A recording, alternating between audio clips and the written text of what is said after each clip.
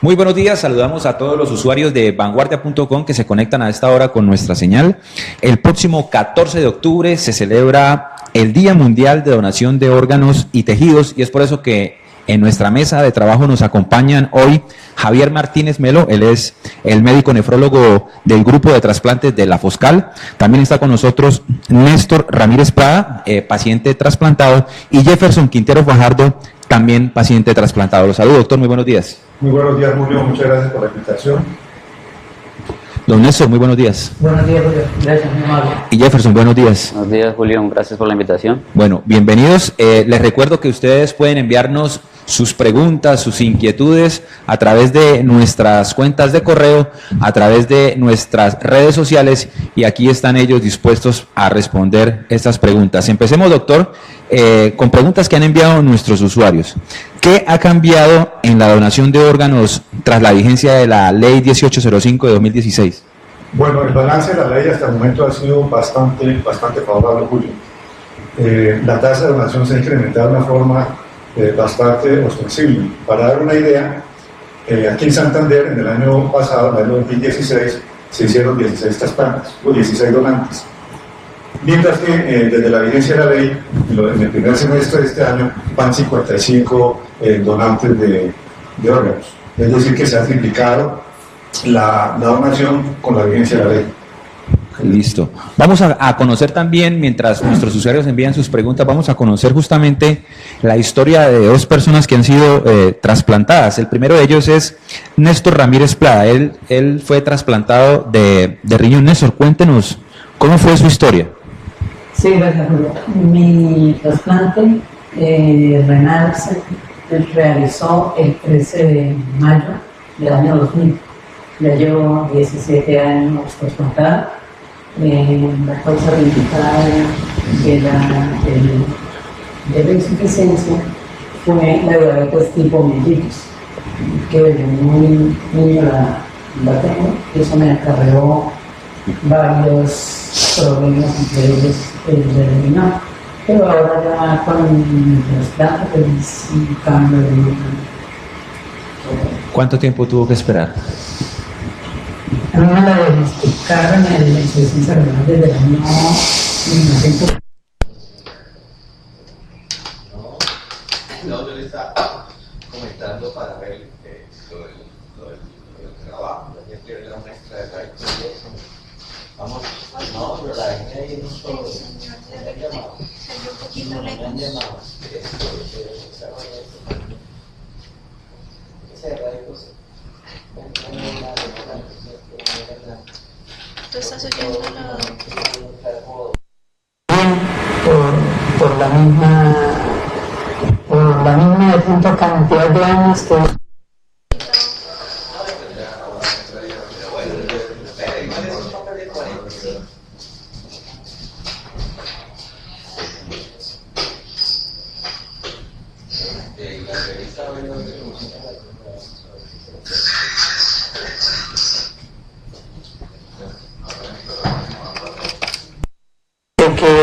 de que la persona donante cadavérica tiene que irse completa para el otro lado, hacer todos sus órganos y no colaborar bien. ¿Y cuánto tiempo pasó desde su espera hasta la donación? Bueno, el tiempo en sí fue como de 3 meses. 3 meses. Sí, pero porque fue un trasplante intrafamiliar. O sea, una persona de su familia. Una persona de mi familia me quemó el riñón. Ok. También está con nosotros Jefferson Quintero, también un trasplante renal. Jefferson, cuéntanos tu historia, cómo fue. Bueno, gracias, Julio. Qué pena, fue un trasplante de médula ósea. Bueno, mi caso es totalmente diferente porque pues lo mío no es renal, sino pues fue por una leucemia linfoide aguda. Me diagnosticaron más o menos a finales del 2010.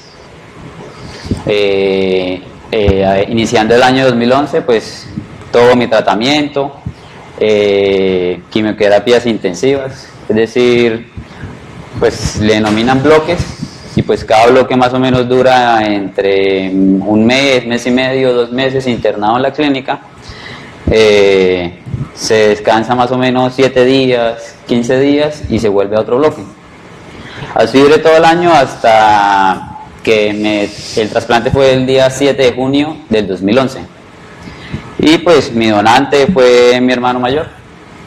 Entonces pues no estuve tanto a la espera de un trasplante porque pues yo tenía la bendición de que mi hermano pues fue muy favorable para el trasplante y pues el 7 de octubre fue el día del trasplante. Muy bien. Doctor, digamos que en la mayoría de los casos, cuando los pacientes requieren un trasplante, como que la primera opción siempre es la familia, ¿no? Sí, hay la opción de trasplante del donante familiar para el caso del riñón y también hay el caso del donante cadavérico. Con la nueva ley, realmente, por lo menos aquí en Santander, el donante familiar sigue siendo una alternativa, pero es que el donante cadavérico se ha aumentado bastante. En el momento tenemos 48 pacientes en lista de espera y con esta alta tasa de donante cadavérico, pues realmente no se está considerando principalmente el donante intrafamiliar. Doctor, expliquémosle un poco de pronto a los usuarios que están entrando en este momento a la transmisión. ¿Donante cadavérico qué es? Ya, el donante cadavérico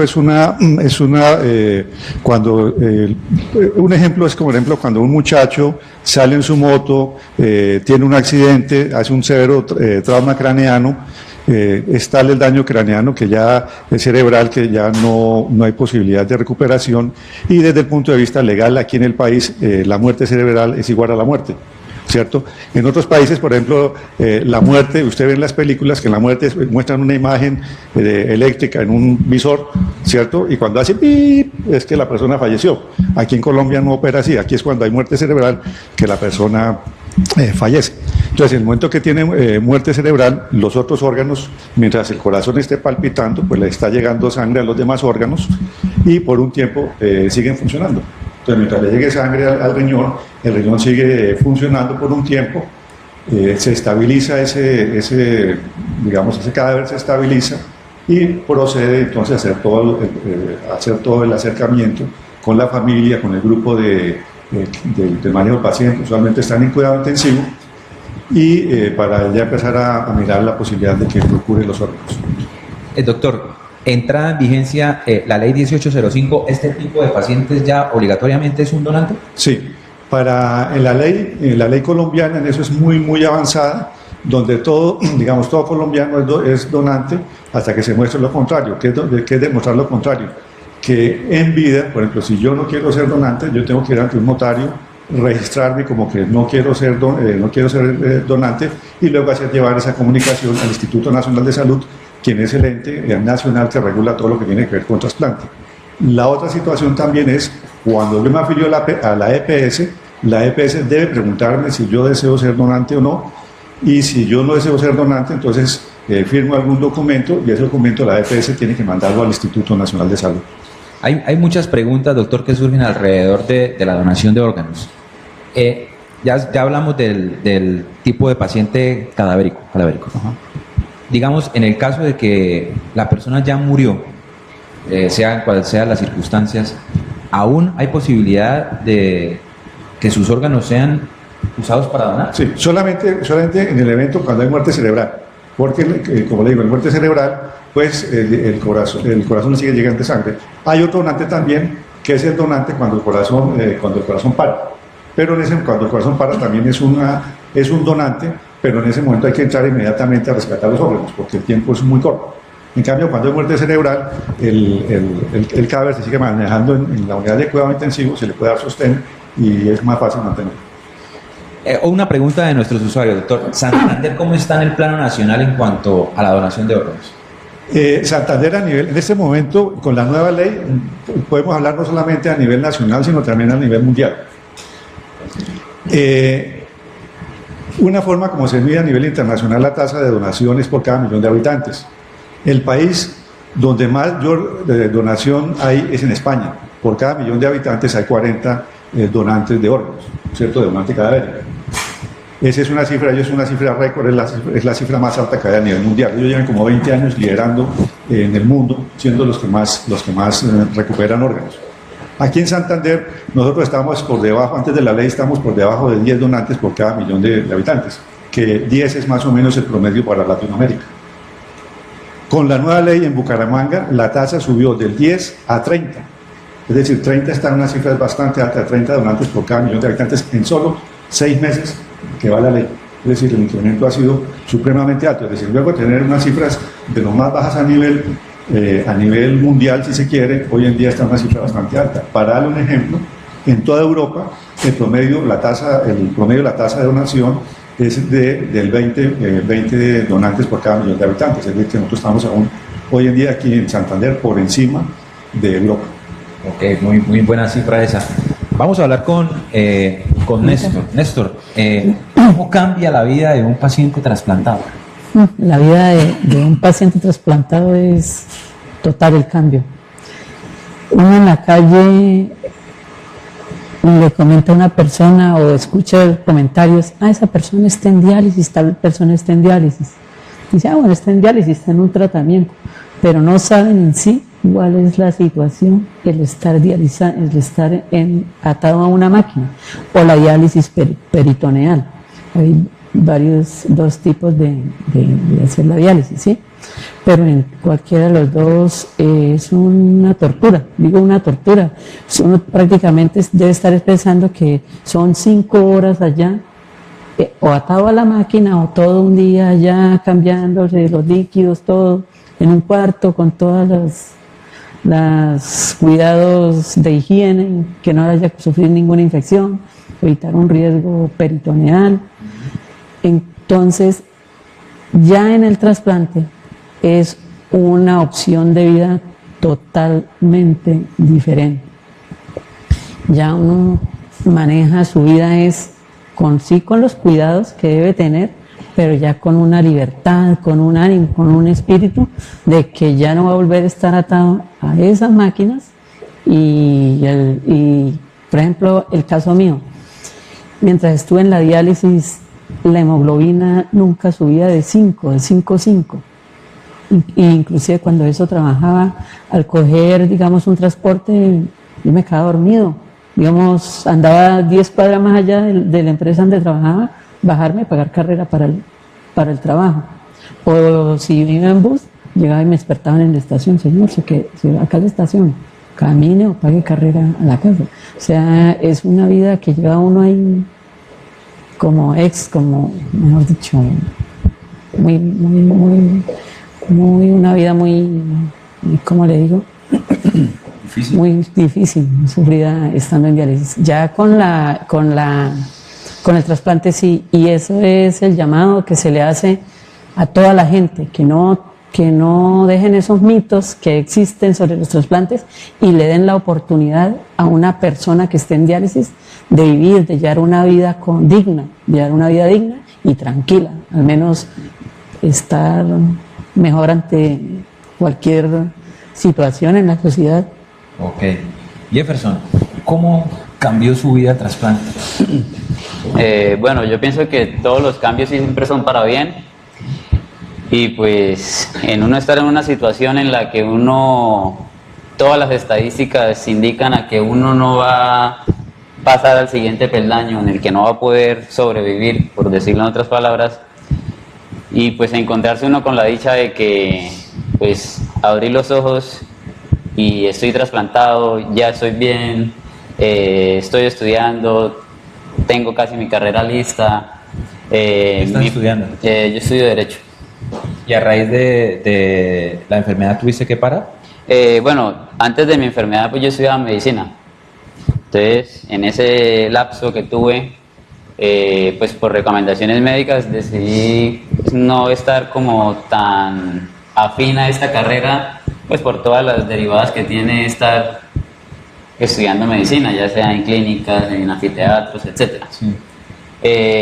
Fue un proceso largo decidir que quería pues otra carrera, porque pues mi enfoque siempre fue la medicina. Pero pues, como le digo, todos los cambios son para bien y ahora estoy contento y pues terminando Derecho. Ok.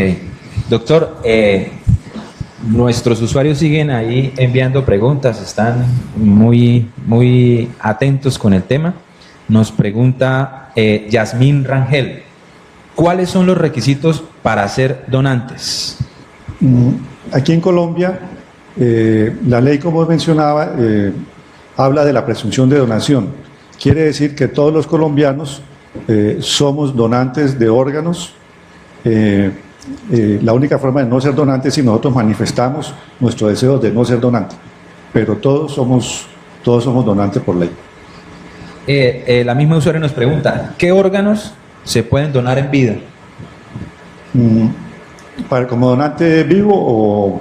No, es decir, cuando no hay necesidad de hacer la manifestación de donación, ¿cierto? Porque una vez fallecido, pues se le pueden extraer todos los órganos potencialmente donantes. Pero en general, digamos, el riñón, que es un órgano par, hay 2 riñones, entonces es como si uno trajera un riñón de repuesto, ¿cierto? Entonces se puede extraer un riñón y colocárselo a un donante, a un receptor, usualmente pues familiar, ¿cierto? Esa es una opción, digamos, que hay. Y hay otras técnicas, digamos, para el trasplante de hígado también, que puede ser intrafamiliar, una porción del hígado, ser trasplantado a un familiar. También, digamos, hay esa opción.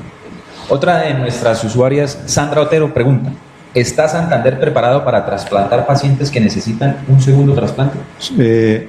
Bueno, hay una parte muy importante del trasplante que tiene que ver, es decir, al colocar un riñón o cualquier órgano trasplantado, que es un órgano que es ajeno, es un órgano que no es propio, entonces la tendencia normal del organismo es a rechazar ese órgano, ¿cierto? Lo reconoce, este riñón no es mío, entonces se reconoce como algo extraño, entonces el organismo tiene todos los mecanismos para rechazarlo, como cuando hay una infección, trata de rechazar la infección, lo mismo, reconoce el riñón como algo ajeno. Entonces, si recibe un riñón, queda más sensibilizado o queda con más defensas, ¿cierto?, para rechazar otro riñón. Entonces se vuelve más difícil conseguirle un segundo riñón. Y si se pierde ese riñón, conseguirle un tercer riñón es mucho más difícil. Entonces, para los casos de segundo riñón, si el paciente está altamente sensibilizado, aquí en Santander pues no tenemos la tecnología para trasplantar a esos pacientes, y estos pacientes pues son remitidos a Medellín principalmente, donde hay toda la técnica, ¿cierto?, para este tipo de tratamientos de estos pacientes altamente sensibilizados, que son centros muy especializados aún en todo el mundo. Eso no es en todos los sitios de trasplante donde lo hay. Son sitios muy especializados para trasplantar a estos pacientes altamente sensibilizados. Doctor, antes de la ley 1805 de 2016, las personas que quisieran ser donantes tenían que como inscribirse o pasar un tipo de exámenes y portaban un carnet. No, la ley, digamos, existía también la ley de presunción, ¿cierto? Pero había también, digamos, que tomar o se tenía en cuenta el consentimiento en línea directa, digamos, por ejemplo, del esposo, de los padres, ¿cierto? Había que tener alguna digamos, consentimiento, ¿cierto? Había que tomarles la razón. Actualmente no es necesario el consentimiento familiar. Solamente si es un menor de edad, el potencial donante sí hay que hablar con el representante, el padre, ¿cierto? Los padres, ¿cierto? Pero el resto no, actualmente no hay necesidad de esa decisión familiar. Nicole Gómez Gutiérrez pregunta, ¿cuáles son los documentos que se deben llevar en todo el proceso de la donación? No entiendo De pronto creo que hace referencia a si hay que llevar algún tipo de documentos, no. O hay algún trámite. No, la persona, digamos, fallece y si está, digamos, en cuidado intensivo, que es lo usual, el grupo de cuidado intensivo debe ponerse en contacto con la central de trasplante, ¿cierto?, para avisar que hay un potencial donante, y el grupo de trasplante se desplaza, ¿cierto?, a esa clínica para ver la posibilidad. Claro, para hacer el diagnóstico de muerte cerebral, pues se requiere el diagnóstico de un neurólogo, ¿cierto?, alguien afín es decir, alguien que tenga conocimiento en este tipo de diagnósticos, y luego, algunas horas después, hay que confirmar el diagnóstico, ¿cierto? Confirmado el diagnóstico. Confirmado el diagnóstico, entonces ya se puede proceder a la extracción de los órganos. Sin ningún tipo de requerimiento, todo amparado en la ley 18. Amparado en la ley. Sí, como no. Claro que realmente se aborda a la familia y se le explica la situación, se le hace ver pues que hay una ley, ¿cierto? Y digamos, aquí en Santander ha sido, con la ley, como le digo, las personas han sido mucho más han entendido la situación y se han puesto más dispuestos a la donación, ¿cierto? ¿Se ha presentado de pronto algún caso en el que, pese a la ley, alguna persona no quiera hacerlo? Sí ha sucedido, ¿cierto? Posteriormente, digamos, como le digo, se le aborda, se le explica y usualmente pues termina cambiando el parecer. Ya desde el punto de vista realmente práctico, pues si la familia se opone rotundamente y que no, a pesar de la ley, pues usted entenderá que no va a ser fácil extraer los órganos porque pues uno después sale a la calle, ¿no? Y si la familia quedó molesta con la situación, ¿cierto? Pues no va a ser puede ser no una situación fácil. Pero eso más que un inconveniente, digamos, es como un reto a educar a las personas pues de que existe una ley y que esa ley pues está favoreciendo a muchas personas cuando se le hace el trasplante. Puede favorecer trasplante de corazón, trasplante de córneas, trasplante de riñones, trasplante de páncreas, para los tejidos también, etcétera. Es decir, hay múltiples órganos que pueden ser trasplantados. ¿El incumplimiento de esa ley genera algún tipo de sanción? La ley genera una serie de sanciones es cuando se asume que pronto hay algún tipo de ilegalidad en cuanto a que haya un tipo de mercadeo de órganos. No es que lo haya, pero si se llegara a ver la ley sí es muy franca, ¿cierto? Pero obviamente eso es supremamente difícil porque hay una de las creencias populares, ¿cierto? Que un señor que apareció en una bañera llena de hielo y que le sacaron los órganos, esos mitos populares, eso es imposible de hacerlo, ¿cierto? En un grupo de trasplante fácilmente intervenimos 20, 30 personas, es decir, eso, y la ley, el Instituto Nacional de la Salud, tiene un absoluto control, toca estarle enviando informes de quién se trasplantó, de quién no se trasplantó, por qué no se trasplantaron. Es decir, la ley, el Instituto Nacional de Salud está muy pendiente de que todo el proceso sea totalmente transparente. Ok, Néstor, al iniciar, antes de empezar la entrevista, como se dice, detrás de cámaras, me contaba que su situación de salud, su recuperación, su cambio de vida lo ha inspirado para hacer poemas. Cuéntenos. Sí, bueno. He hecho ahorita tengo 2 poemas relacionados con el caso mío, ¿sí? Y los grupos de trasplante, los donantes. Sí.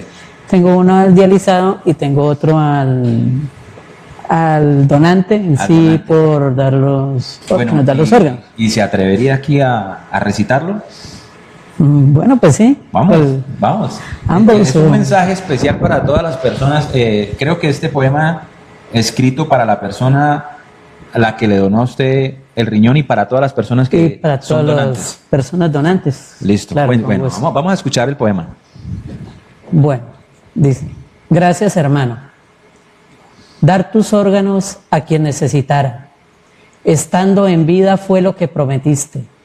Jamás al nicho admitió que se llevaran, porque a otras vidas salvarlas tú pediste. Gracias, hermano, por darme el corazón. Ya era hora de que mi pecho golpeara. Gracias, hermano, ya aviva la ilusión de gozar el hoy y soñar con el mañana. Gracias por esos tejidos oculares. Ya no hay velo que cobije más mi vista. Veo el color de las aves y las flores e ir por el valle que desde acá se avista. Amigo, gracias. Me has dado tu riñón. Gozo de vida, ya tengo la energía. Ya estoy sano. No dependo de un sillón ni del catéter que tanto me afligía. Recibe, hermano, por siempre mi cariño. No veo al viejo de cirrosis menguado, ni la dura atresia biliar de ese niño. Gracias, sí, gracias por tu hígado donado. Gracias, hermano, por darme tu pulmón. Una nueva ilusión de vida me has dado. Tú me has vuelto el aire e iré frente al timón, bogando en honor de aquel que me ha salvado. Gracias por todos tus órganos que diste. En otros cuerpos ya se hallan injertados. Y porque antes de partir nos proveíste de un dote de vida y fuimos bien premiados. Espectacular. ¿En qué momento escribió ese poema? ¿Qué momento de agradecimiento Pues sí, es una forma de agradecer y de también motivar a la gente de que si ella muere, de que ella parte, esos órganos cuando mueran no van a hacer nada, van a ser enterrados igual que el resto de su cuerpo. Mientras que si el donante los transfiere a otras personas, van a poder vivir muchas más personas, ¿sí?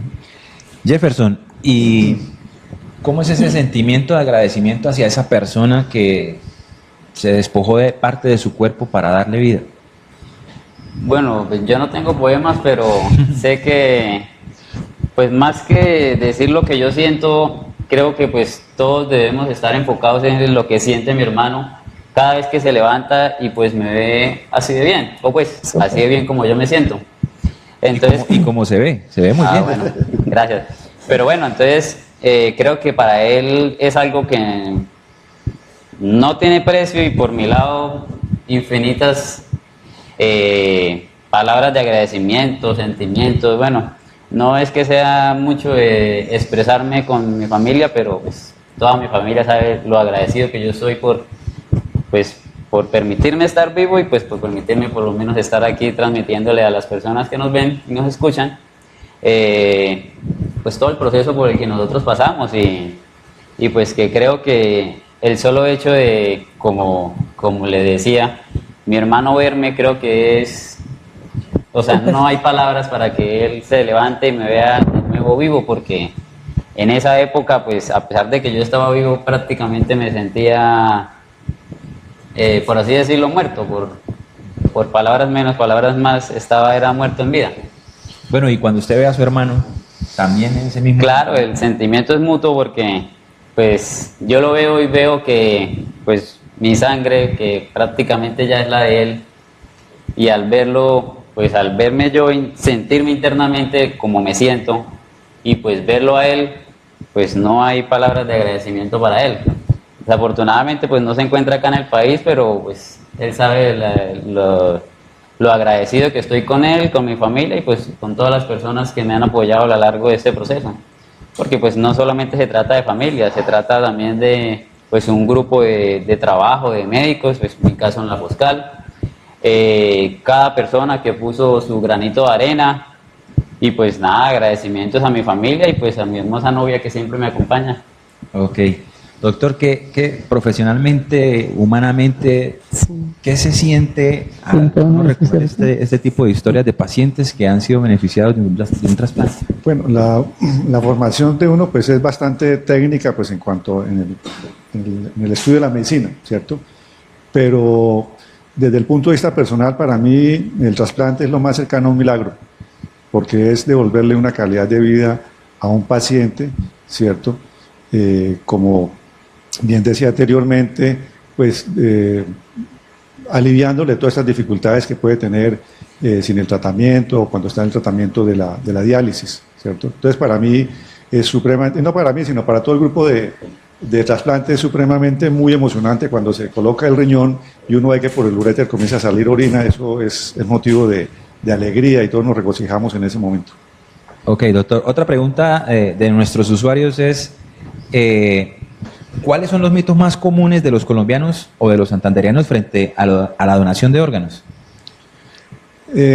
Anteriormente, como le decía, la tasa era muy baja, ¿no? Era una tasa de 10 donantes por cada millón de habitantes. Ahorita estamos en el 30, que es 3 veces más.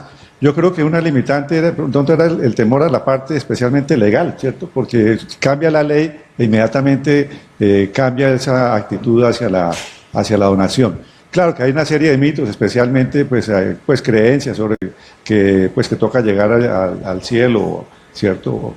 Con sus órganos completos, con su cuerpo completo, ¿cierto? Pues una serie de creencias pues respetables desde el punto de vista religioso, pero también indudablemente que para la sociedad es muy importante pues tener acceso a dichos órganos porque se van a aliviar bastantes personas.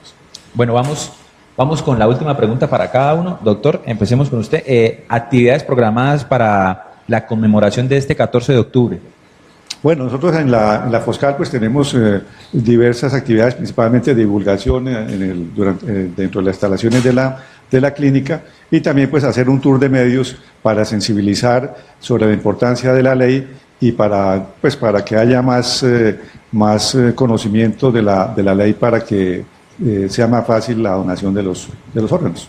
Bueno, y para Néstor y Jefferson, un mensaje para todas las personas que están siguiendo esta transmisión y que de pronto han tenido barreras o mitos sobre la donación de órganos. Bueno, el mensaje que le doy a todos quienes están viendo la transmisión, y que no tengan miedo en ser donantes y salvar muchas vidas. Eso creo que sería el principal reto de cada uno, porque como han dicho, el que no sirve para servir, el que no vive para vivir, no sirve para vivir. Así es. Sí. Entonces, démosle esa mano a muchas personas que están esperando ese medio de esa oportunidad, de una nueva vida. Es una nueva oportunidad de vida que le dan a uno. ¿Y Jefferson? Bueno, todos los puntos de vista son muy respetables, ya sea por creencias religiosas o sea por opiniones personales o familiares. Pero pues uno que ha estado pues del otro lado, es decir, de ser yo el receptor, uno sabe pues por todo lo que ha pasado y sabe la necesidad que siente uno de un donante, pues que claramente lo quiera, bueno, que sea el donante elegido, porque pues todo tiene sus requisitos y sus índices de compatibilidad, pero pues no hay que tenerle como miedo ya sea a los mitos o a los prejuicios. Exactamente, sí, porque pues a este lado hay personas que han necesitado y que pues estamos bien, pero pues también hay personas que lo están necesitando en estos momentos, y pues yo quisiera ver a esas personas que lo necesitan, pues así como nosotros dos, y pues si alguien puede aportar un granito de arena, ¿por qué no hacerlo? Bueno, muchísimas gracias a el doctor Javier Martínez Melo, él es médico nefrólogo del grupo de trabajo de la Foscal, a los dos pacientes que han sido trasplantados que nos acompañaron y han contado sus historias el día de hoy. Les agradecemos a todos ustedes por seguir esta transmisión y les recordamos que toda la información local, nacional e internacional la encuentran en www.vanguardia.com y en nuestra edición impresa del día de mañana. Muchísimas gracias y hasta la próxima oportunidad. Muchas gracias.